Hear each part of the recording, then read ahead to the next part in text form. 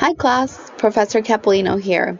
In this video, we will be talking about time management, which was one of the main questions that we got in our pre-survey of how do I manage my time better? How do I stop procrastinating? So that is something that we will be talking about today. So first, what is time management? Well, the definition is quite simple. It's the ability to use one's time effectively or productively. Now, when we manage ourselves, it's important to know that we cannot manage time, right? Time keeps ticking. We cannot stop the clock. However, what we can do is manage ourselves, manage our choices, and manage the priorities that we set for ourselves. So when you think about this, right, we all have said, oh, I don't have time, right? I don't have time to go to the gym. I don't have time to study. I don't have time to go out on this lunch date, right? But really, it's that we're not prioritizing that because we have time to do anything that we want to do. It's just that we may not be prioritizing it at the time. So it's important to have that structure in our minds or that know that difference so that we can start choosing to do things that are going to be beneficial to us for the future, for example. So I want y'all to be honest. What are your most common time wasters? Nowadays, right, we have so many different things that distract us. So, one of the most common time wasters that we see now is social media. So, platforms, right, like TikTok, Instagram, Facebook, are designed to keep us engaged. And before we know it, we've been scrolling for hours, right? It's called doom scrolling when we just scroll, scroll, scroll. We can scroll literally all day. So it may be a fun and a way to connect with others, but it can also be a huge time waster if we do it more than we should. A good tip here is to really use specific times during the days, right? Give yourself some times during the days to go on social media instead of just hopping on out of habit. The other common time waster is overcommitting. So we always say yes to things, right? Even when our schedules are packed, it's easy to get overwhelmed and it can lead to burnout. So one tip would be to learn to say no to certain things. The other thing is being disorganized, right? We waste a lot of time looking for things, trying to find digital files. So it could lead to a lot of time wasted. Um, Getting organized may take some time, but in the end, it could save a lot of time as well. The other common time waster is oversleeping, right? Sometimes we're really tired, sometimes we want to nap, but doing it too much can definitely lead to us feeling sluggish or unproductive for the day, which then trickles down to the rest of our day. And the other more common one is lack of sleep, right? So, not getting enough sleep can be just as detrimental. So, when we're tired, it's harder to focus and everything takes a little bit longer to get done. So, it is important to aim to get about 7 to 8 hours of quality sleep each night. And there are many other common time wasters, right? Netflix, for example, Hulu. There's so many TV binge watching options, and we always tell ourselves one more episode, right? But then sometimes the episodes just keep on going, and before we know it, we watched a whole series. So again, nowadays with the digital social media, with Netflix, there's just so many things fighting for our attention, and we have to have the discipline to be able to put those things down and be productive for the things that truly matter for us. So, why do we procrastinate, right? There's so many different reasons, and we'll go through more some of the more common ones in this video. So, first, we're bored or uninterested, right? It may just be that you're feeling dull or unengaged in the material that you're studying, or it might be something that you're just not that interested in. The other one will be distraction. So, we talked a lot about this now, right? There's so many things that are distracting us. Um, by our phone, social media. Um, People have easy access to us now, so texting, calling at any given moment of the day, even just checking our phones, right? It is research has shown that even just having your phone near you causes you to want to check it more. So a tip there would be to leave it in another room, to not even think about checking your phone, because sometimes we do it out of habit where we just constantly check our phone, check certain apps that we're not even wanting to look at, but just out of habit, and having it easily accessible, we go to them. The other one, it would be fear of failure, right? It's another significant factor that can lead to procrastination. So when we're afraid that we won't succeed, it can feel easier to avoid the task altogether, than to risk failing, right? Why am I even going to study for this test if I'm going to fail anyway, right? But remember that mistakes are natural, part of the learning process, and the only true failure is not trying at all. The other one could be perfectionism. So, similarly, wanting to do things perfectly. And when we set impossible high standards for ourselves, it can be paralyzing, leading us to delay what we have to do because we are afraid that it may not be perfect. The other one is feeling burnt out. This is a real one. So sometimes procrastination is a sign of burnout.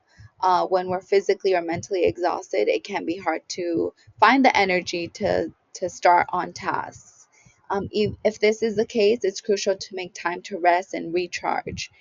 So it's really important that at the end of the week or on the weekends, you have something to look forward to. That is definitely a part of just being a healthy student, right? And having those boundaries for yourselves. And then the other one, it can be linked to other mental health challenges or other diagnoses, right? Such as anxiety, depression, ADHD. So if you find that procrastination is a constant struggle and it's impacting your life, it may be worth seeking support from a counselor or a mental health professional to develop strategies that can work for you.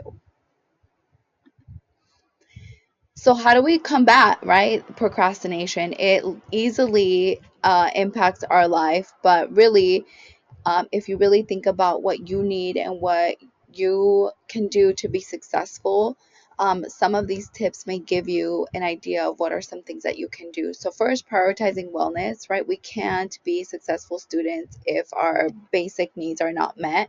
So, sleeping, eating healthy, drinking water, exercising, getting sunlight, practice mindfulness, those are all things that our body just needs in order to feel good. And so, prioritizing health, wellness, and health is important. Prioritizing your tasks. So focus on what's important, using different strategies to help you stay on task and prioritize everything that you have to do. Creating a semester calendar, right? This gives you a bird's eye view of everything that you have to do throughout the semester, what tests you're going to have, what homework assignments, how are each of your classes structured, so that you can really look to see when are going to be your busy weeks, when are going to be your more chill weeks, so that you can really plan ahead.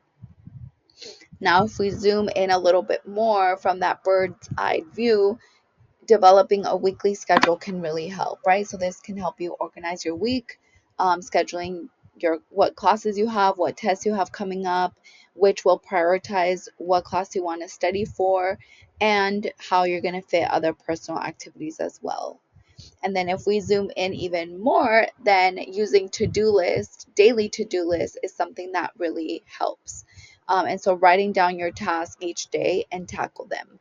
One of the things that really helped me is telling myself that by the end of today, I have to get these 3 to 5 things done, right? And no matter how much I've procrastinated throughout the day or how much I've been on social media or on Netflix or whatever the case may be, if I don't finish these 5 things, then I can't go to sleep, right? And we all love sleep. Sleep is needed.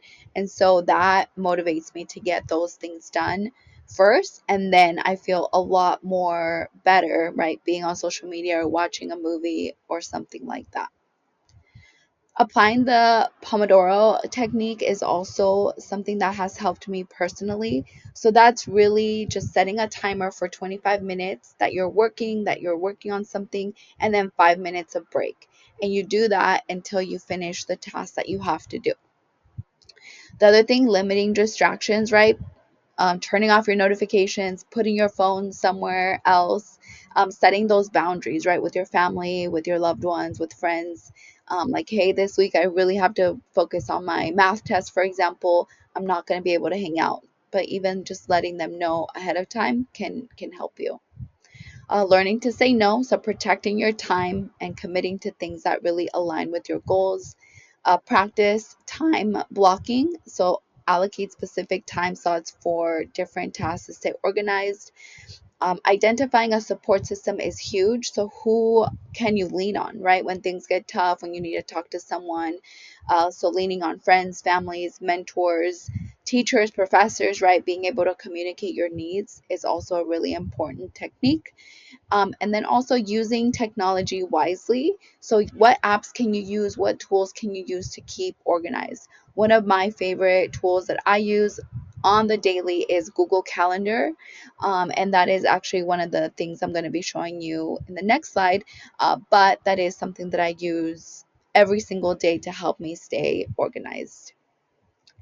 And then the other one is remembering your why, right? Staying motivated by focusing on your end goals and why they matter to you. Typically, we procrastinate on the things that we're not going to get gratification from right now, right? Because school, you may be going to school to ultimately get a career, but even if you study right now, you're not going to get into your career tomorrow. It's probably going to take a couple years or more to get into a career. So it's really hard to see the fruits of your labor right away.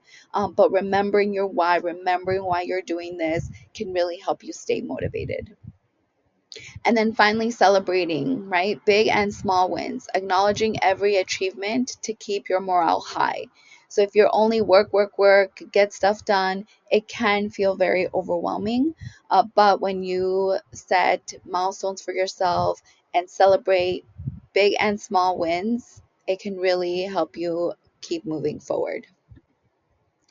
So this, I know it looks a little overwhelming, but one of the reasons I love Google Calendar is because you're able to schedule everything out, right? And for this week's assignment, one of the things that I want y'all to do is to create a weekly calendar or track the different things that you do on a weekly basis. When you track, you're able to see what you're spending most of your time on, and it might feel a little like, oh my gosh, right? I'm spending 8 hours a week on social media. But you being able to visually see what you're spending your time on you can really identify the areas that you can improve on, the areas that you're doing well in. And so it could really help uh, identify where you can improve and what you're doing great already. So, again, I'll see you in the discussion. I'm excited for this topic. I know it's a big one. And so, as always, let me know if I can support in any way.